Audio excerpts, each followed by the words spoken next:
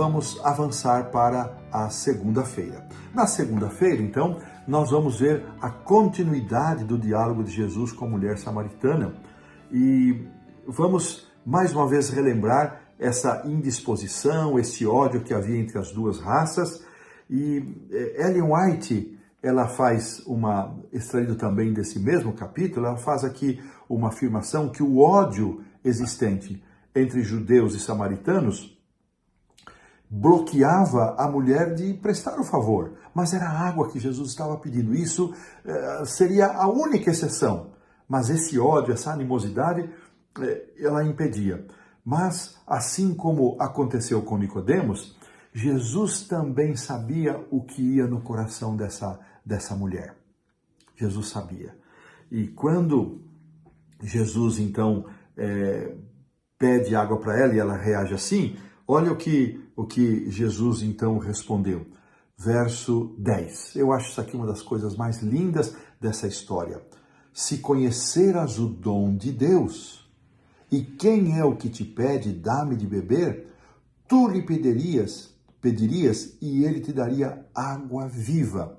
E ela então respondeu, verso 11, tu não tens como tirar, e o poço é fundo, onde está essa água viva? Olha que coisa interessante. E aqui mais uma comparação com Nicodemos. Da mesma maneira que Jesus falou para Nicodemos que era necessário nascer de novo, e ele então replica a Jesus, como sendo eu velho, poderia voltar ao ventre da minha mãe e nascer de novo? Veja, Jesus está falando de um contexto espiritual e Nicodemos reage com um raciocínio natural, material, vamos assim dizer. Aqui Jesus está falando de uma água viva num tom e numa ênfase espiritual, e a primeira reação dela é a reação material. Irmãos, irmãs, amigos e amigas, não nos esqueçamos, as coisas espirituais se discernem espiritualmente. Há muitas pessoas que não se encontram na igreja, que são infelizes, que não conseguem ver a beleza da igreja para além das falhas e defeitos humanos, não conseguem olhar a igreja como sendo uma instituição divina e apenas humana, é porque julgam as coisas da igreja com o raciocínio material. Olham para as coisas da igreja com a visão material. Nós precisamos lidar com as coisas da igreja, com as coisas da palavra de Deus, com as coisas da Bíblia, com os ensinamentos das Escrituras e do Espírito de Profecia, com visão espiritual, com sentido espiritual. Nicodemos e a mulher reagem da mesma maneira. E Jesus diz, olha, se você soubesse, você é que me pediria água. Então, ela continua, será que você é maior que o nosso pai Jacó, que nos deu este poço? Então, Jesus, ele não discute, ele não entra. Olha o que ele afirma no verso 13. Quem beber desta água, referindo-se à água do poço de Jacó, tornará a ter sede. Mas aquele, porém, que beber da água que eu lhe der, jamais terá sede. Olha que Jesus despertou, mas ela ainda continua com o raciocínio material. Ela diz, Senhor, então, onde está essa água para que eu não precise mais aqui buscar essa água? Certamente, a ida ao poço era para ela um motivo de constrangimento. E nós já vamos entender isso. Então, ela ainda não está entendendo a dimensão espiritual do diálogo com Jesus, daquilo que Jesus estava falando para ela. Então, ela pede no verso 15, Senhor, me dá desta água, para que eu não mais tenha que voltar aqui. Então, agora Jesus vai direto, ela é uma seta aguda no coração da mulher. Ele diz, então, vai lá, chama o teu marido, para que eu venha com ele aqui, para que eu possa dizer para você como encontrar essa água. Isso surpreende a mulher. E ela então disse, não tenho marido. Aí Jesus disse, eu sei que você não tem marido. Você já teve 5 maridos. E este homem com quem você vive hoje também não é teu marido.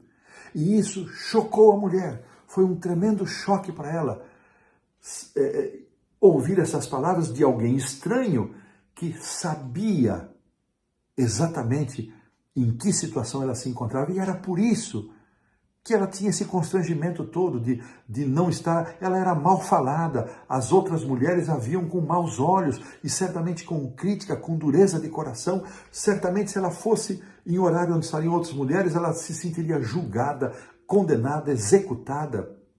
Aqui, irmãos, cabem muitas lições. A primeira, para nós não devemos julgar ninguém.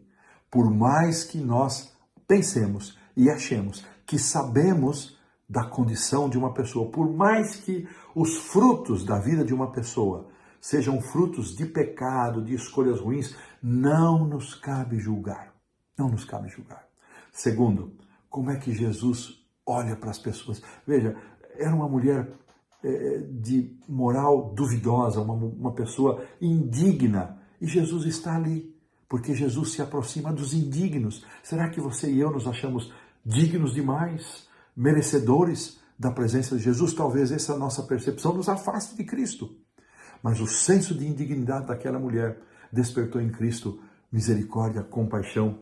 E interessante que a lição da segunda-feira termina fazendo alusão a duas passagens do Velho Testamento, do Antigo Testamento, Jeremias 2,13 e Zacarias 14,8, referindo-se à água como uma ilustração de salvação. Em Jeremias, o povo de Israel, eles deixaram um manancial de águas vivas, as instruções, os ensinamentos, a adoração que Deus havia ensinado, para cavar cisternas rotas, onde a água escapava e ficava uma água impura, difícil de se tomar. Eles preferiram a água da cisterna rota. Também Zacarias faz uma profecia com respeito ao pós-exílio, o que aconteceria, a água correria de Jerusalém para salvação a todo mundo.